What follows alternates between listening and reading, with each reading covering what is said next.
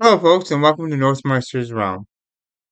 Today is Sunday, and for Sunday, choose to do something different.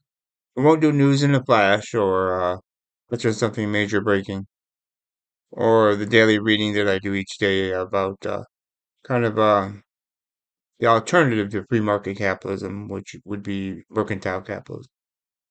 Instead, today, we'll do something spiritual, because I'm interested in the paranormal and the spiritual, or philosophical, if you would. And this is a part of my belief system and or my developmental of my beliefs, developing belief system. And something I think is very important.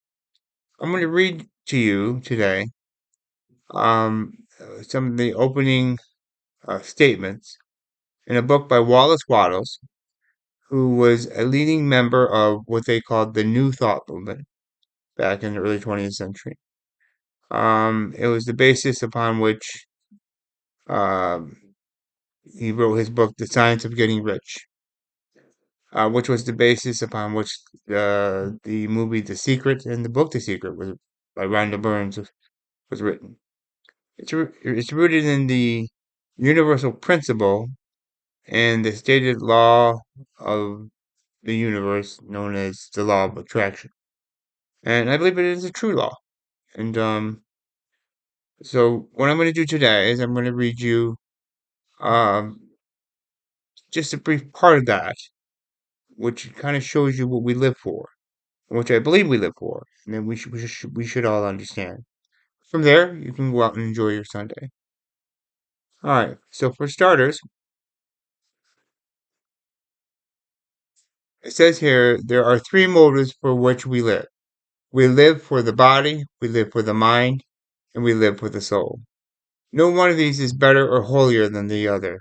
All are alike desirable, and no one of the three, body, mind, and soul, can live fully if either of the others is cut short of full life and expression.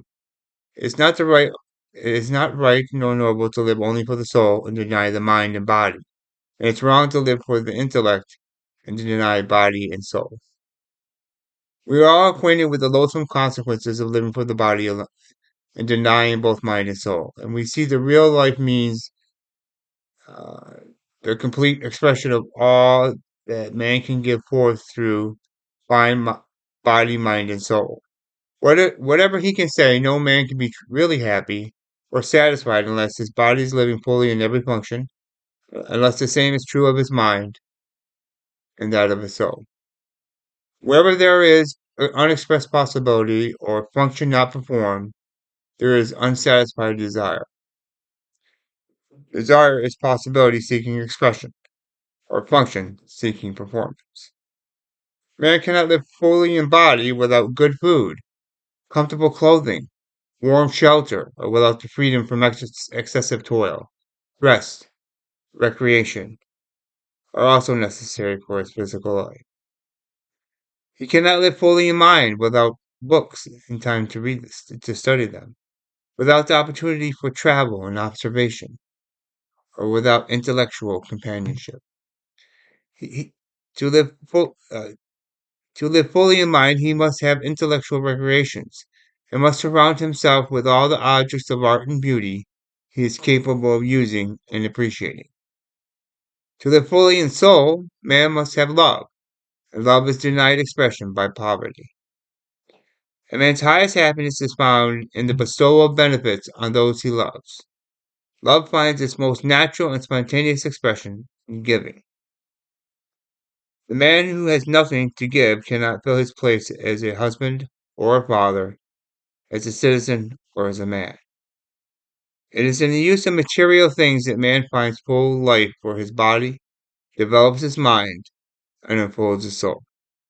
It is therefore of supreme importance for him that he should become rich.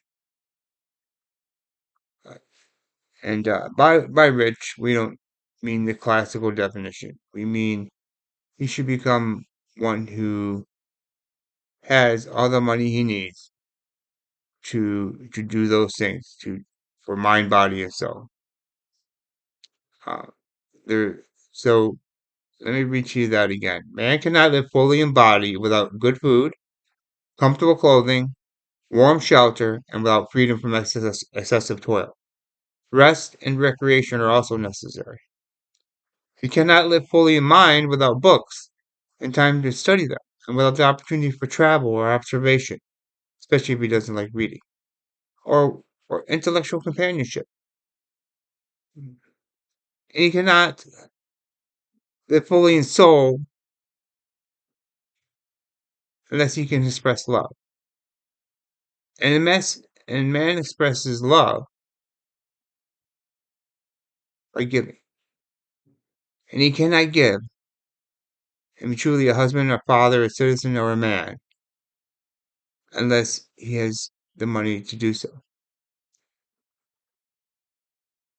It is in the use of material things that a man finds full life for his body, develops his mind, and unfolds his soul. So that is a little bit of the philosophy which I personally believe in, which I believe we should all develop, which I believe is the truth. Well, here on this Sunday, go and enjoy yourself today. Spend time with family. Spend time thinking about these things, and know that tomorrow is just another day, as they said in Gone with the Wind. Have a great day, folks.